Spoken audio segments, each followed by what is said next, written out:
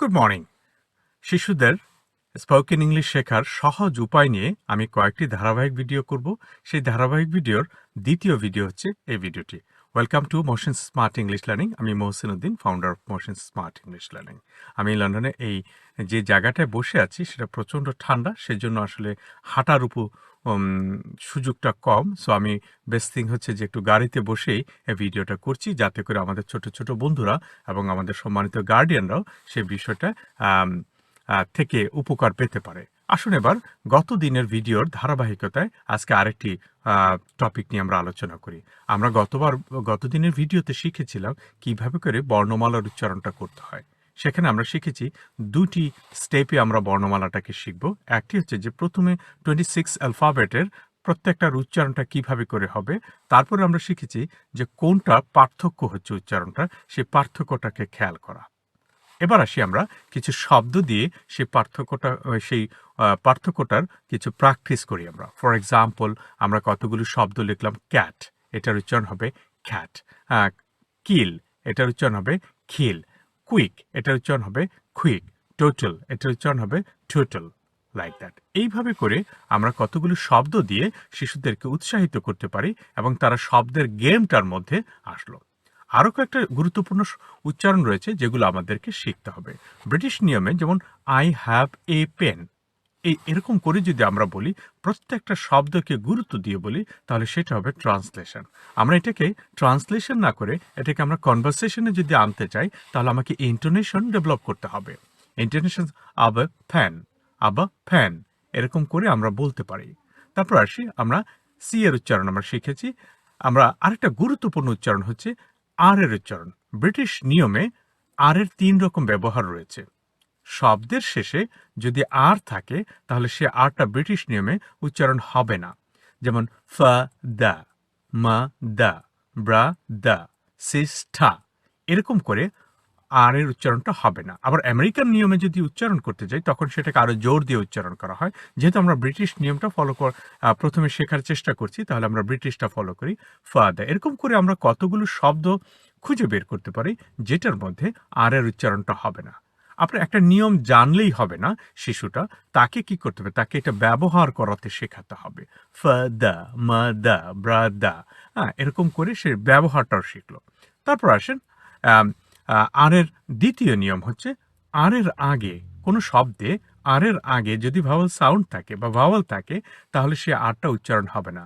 যেমন confirmation, confirmation, এটা ছিল ওখানে আর এর আগে, মধ্যের আর এর আগে একটা ভাওয়াল আছে, সেই জন্য আর এর উচ্চারণটা হবে না। Confirmation, like that. এরকম করে আর এর উচ্চারণটা হয়। এটা হচ্ছে আর এর দ্বিতীয় নিয়ম।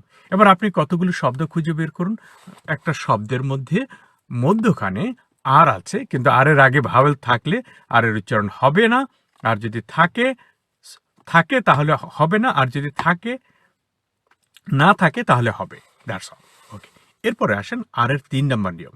কোনো একটা শব্দের মধ্যে আর এর উভয় পাশে ভাওয়াল সাউন্ড রয়েছে, সে আরটাও কিন্তু উচ্চারণ হবে। সো আমরা যেটা করতে পারি, যে আমরা আর এর 3টা নিয়ম আছে। একটা নিয়ম হচ্ছে শব্দের শেষে আর থাকলে আর এর উচ্চারণ হবে না। আর এর আগে যদি ভাওয়াল সাউন্ড থাকে, তাহলেও আর এর উচ্চারণ হবে না, কিন্তু আর এর উভয় পাশে যদি ভাওয়াল সাউন্ড থাকে, তাহলে আর এর উচ্চারণ হবে। এইভাবে করে আমরা আর এর উচ্চারণটা শিখলাম।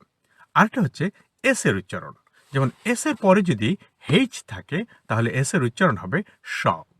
যেমন শেলি, শেক্সপিয়ার, শপ, শোর, এরকম করে এস এর পরে যদি হেইচ থাকে, তাহলে এস এর উচ্চারণটা স হবে। এস এর পরে যদি হেইচ ব্যতীত অন্য কোনো শব্দ থাকে, বর্ণ থাকে, তাহলে আর এর এস এর উচ্চারণটা হবে স। যেমন স্লিপ, স্লো, এরকম করে হবে। এস এর পরে হেইচ থাকলে তার উচ্চারণ হবে স, হেইচ না থাকলে তার উচ্চারণ হবে স। আপনি এবার একটু শিশুদেরকে চর্চা করাতে পারেন এরকম করে কতগুলো বাক্য লেখে। হ্যাঁ, দুই একটা ব্যতিক্রম আছে। যেমন চিনি, ইংলিশ হচ্ছে সুগা, যদিও এটা সুগা হওয়ার কথা ছিল, বাট এটার উচ্চারণটা সুগা। ওকে, দুই একটা ব্যতিক্রম থাকবে। তাহলে আপনি যদি এইভাবে করে কতগুলো শব্দ লিখে নেন, শব্দ লিখে তারপরে যদি তাকে চর্চা করান, আপনার সন্তানকে চর্চা করান, দেখবেন তার মধ্যে একটা মজা এসে গেছে। আর সবচেয়ে বড় কথা কি জানেন, শিশুরা মজাটা পছন্দ করে, মানুষ মজা পছন্দ করে। মানুষ মনে রাখে দুইভাবে, একটা হচ্ছে প্রচন্ড আনন্দ পেলে সেটা মনে রাখে, আর যদি কষ্ট পায় তবে সেটাও মনে রাখে। এই দুইটা জিনিস মানুষ মনে রাখে। মাঝামাঝি যেসব বিষয়গুলো সেগুলো মানুষ অত মনে রাখে না। তো আমরা চাইবো আমাদের শিশুদেরকে কিভাবে করে আনন্দ মুখরভাবে শেখানো যায়। তাহলে আজকের আনন্দটা হচ্ছে, শব্দের শেষে যদি আর থাকে তাহলে আর এর উচ্চারণ ব্রিটিশ নিয়মে হবে না। আর এর আগে যদি ভাওয়েল থাকে তাহলে আর এর উচ্চারণ হবে না। আর এর উভয় পাশে যদি ভাওয়েল সাউন্ড থাকে তাহলে আর এর উচ্চারণ হবে। এস এর পরে যদি হেইচ থাকে তাহলে তার উচ্চারণ হবে স। এস এর পরে হেইচ ছাড়া অন্য যে কোনো বর্ণ হলে তার উচ্চারণ হবে স। ধন্যবাদ সবাইকে। আশা করি এইভাবে করে যদি আপনারা প্র্যাকটিস করেন তাহলে প্রথমে তারা শিখলো কিভাবে বর্ণমালার উচ্চারণ হয়। এবার আসেন তারা শব্দগুলো কিভাবে করে উচ্চারিত হবে সেটা নিয়ে তারা শিখলো। এবং এইভাবে করে যদি তারা একটু নিয়মিত প্র্যাকটিস করে তখন দেখবেন তাদের কাজটা সহজ হয়ে যাবে। আপনার মনে থাকবে তো যে আসলে একদিন আমরা অনেক ব্যায়াম করলাম, তারপরে আর কোনোদিন ব্যায়াম করলাম না, 1 মাস খবর নাই, তাতে স্বাস্থ্যের পরিবর্তন হবে না। নিয়মিত একটু একটু করে ব্যায়াম করতে হবে, তবে স্বাস্থ্যের পরিবর্তন হবে। ঠিক তেমনিভাবে ইংলিশটাও নিয়মিত চর্চা করতে হবে। নিয়মিত চর্চা করলে আপনি দেখবেন যে আপনার ইংলিশটা, শিশুদের ইংলিশটা অনেক সুন্দর হয়ে গিয়েছে। ধন্যবাদ সবাইকে মহসিন স্মার্ট ইংলিশ লার্নিং থেকে। যদি আপনারা আমার এই ভিডিওটা ভালো লাগে, আমার চ্যানেলে সাবস্ক্রাইব করে পরবর্তী আরও কয়েকটা ভিডিও আমি আপলোড করব শিশুদের স্পোকেন ইংলিশ সহজভাবে শেখানোর উপায়টা নিয়ে। ধন্যবাদ, ভালো থাকবেন ততক্ষণ। আল্লাহ হাফেজ, আসসালামু আলাইকুম।